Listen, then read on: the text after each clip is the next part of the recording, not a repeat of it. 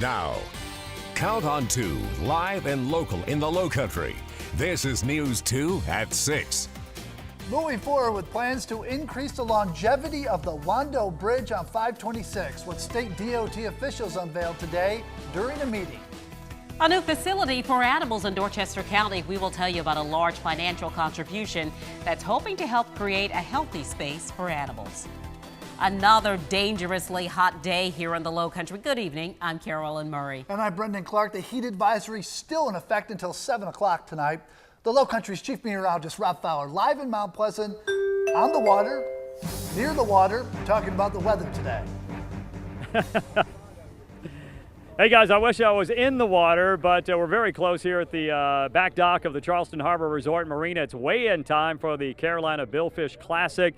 We've seen a few fish coming on in. There are more coming in as we speak, but again, great tournament. We'll talk more about what's going on here today and tonight in just a few minutes, but let's talk about the heat. I know 97 back-to-back days now, hottest temperatures so far this year, and we're not done yet. We've got more hot weather yet to come. That heat advisory does continue until 7 o'clock. Those counties or parts of counties shaded in orange, as you can certainly see, and that basically means a couple hours straight of heat index values 105 or greater. Still that possibility. Air temperature in Goose Creek, you're sweltering at 97, 95 in Somerville, 94 Folly Beach. Boy, when you know it's in the 90s along the beaches, you know you're in trouble as that sea breeze kind of pinned to the coast. 102 North Charleston, the feels like temperature, that's the heat index. 100 Georgetown, 105 still in Mount Pleasant where we are. And the forecast for tonight, again, make sure you dress accordingly. You're still around 90 degrees by 7 o'clock, around 80 in the morning, and right back out the door at 7 a.m. at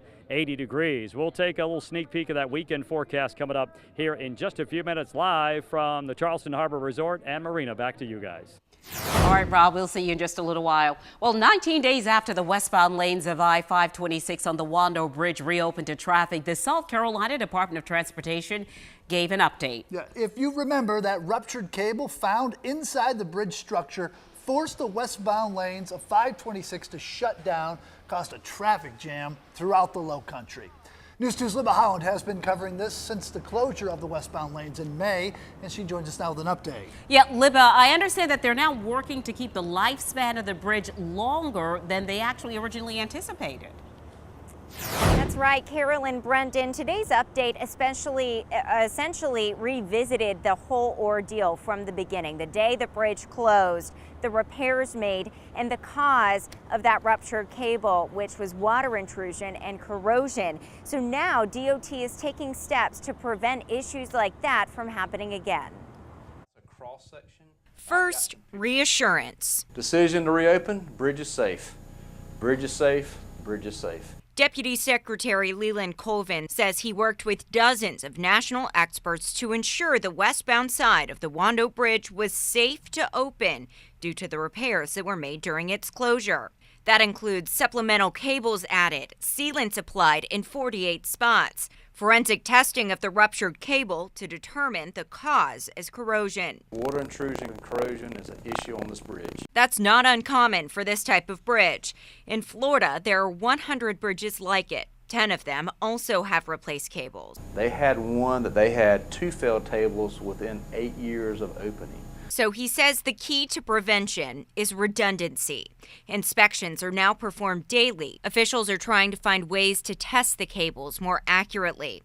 And the DOT is working on 24-hour video monitoring.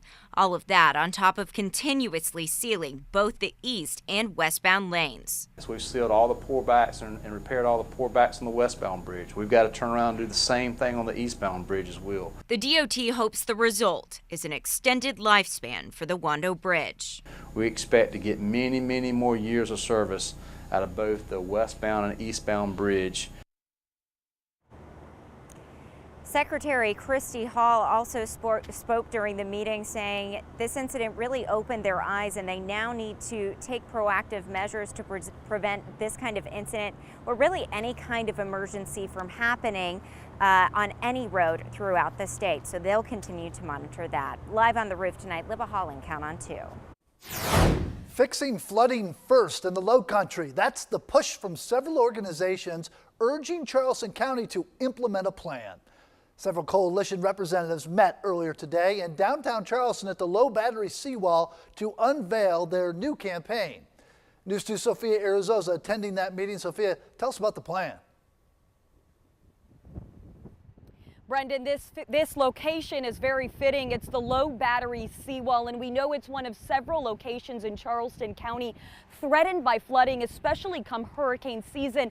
This seawall in particular falling short to record storm surges and king tides over the past 3 years. Today, those local groups meeting here to announce the new initiative, Fix Flooding First. The plan is to get the attention of local lawmakers and urge them to find and fund solutions for flooding before the problem gets worse. Christopher King with the Preservation Society tells us this is a community-wide issue that can no longer be placed on the back burner.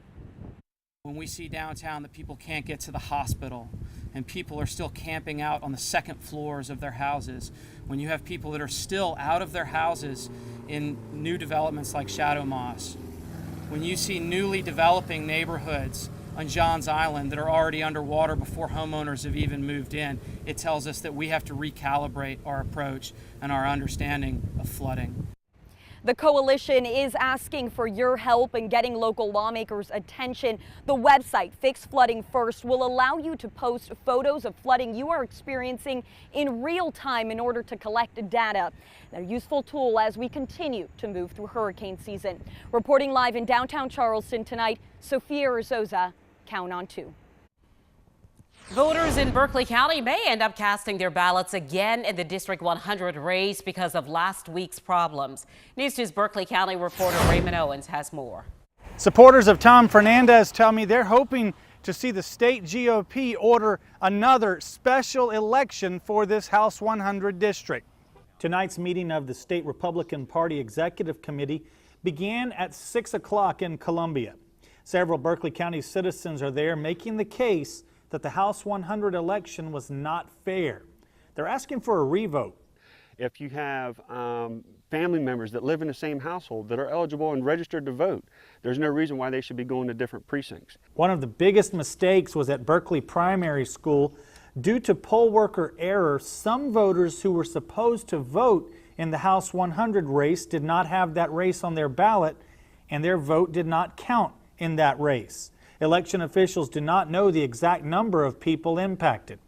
Tom Fernandez is out of the country right now and will not be able to attend tonight's meeting. I did discover something interesting. If you go to the State Election Commission website and you live in the House 100 district, if you look up the sample ballot for this Tuesday's election, the runoff election, it has the governor, the attorney general, and the House 100 race on that sample ballot. I spoke with Adam Hammonds, though, the director of elections here in Berkeley County. He told me that is not supposed to be on that ballot.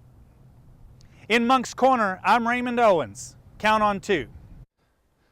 Officials in Dorchester County working to build a new facility for some four-legged friends. This week, the county approved a $1 million contribution for a new building for the animal shelter, Dorchester Paws. The current building is over 40 years old. The shelter is working to find new land to build the facility. And shelter officials say one of the most important parts of the project is to build a spay and neuter clinic on site to control that animal population. We are looking forward to building that brand new shelter with a few more kennels, a few more cubbies for cats and dogs, but obviously that public spay neuter clinic is going to serve the biggest purpose. Construction expected to begin within 2 years. Right now it's estimated to cost between $2 to $4 million to build this new shelter. A local restaurant featured as one of our everyday heroes, Destiny Community Cafe, is struggling to afford a new sign that's now required by the property owner. The restaurant allows people to pay what they can for meals. This sign stood outside the restaurant's doors for about a year, but a few months ago, the property manager told all tenants they had to get new signs. The cafe has to spend about $4,000 to pay for a new sign, and they have very little revenue. Now they're asking for the community to help. It's pretty expensive, but we want to stay in the location, and we have a wonderful landlord, property manager, and everything here. They're really great with us, and we want to keep up with the standards that they're requesting of us. But that's one of the things that they want, so we need the help. If you're interested in helping Regina Saunders and the team at Destiny's Community Cafe, you can go to our website, count-on2.com, for details. Next on News 2. After a visit from the Department of Health and Environmental Control, find out which Lowcountry restaurants improved their grades in this week's restaurant report card. All right, time for our fishing forecast. Ironically, we're here at the Carolina Billfish Classic over at the Charleston Harbor Resort and Marina. A lot of folks will be fishing the next couple of days. So right now, let's look at that forecast. Tides for tomorrow. The morning tide will be 10:19 in the a.m. Low or high tide at 4:49 in the afternoon with a southwest wind at about 10 to 15 knots. Still that slight chance of a shower with lake temperatures in the upper 80s, harbor temperature at 86. If you're heading to the beach, boy, it's going to be a toasty day as well. In fact, low tide at 9:59, later tonight high at 3:58 in the morning. We'll talk more about why we're here, what's going on with the Billfish tournament coming up in just a couple of minutes. You're watching News 2 at 6.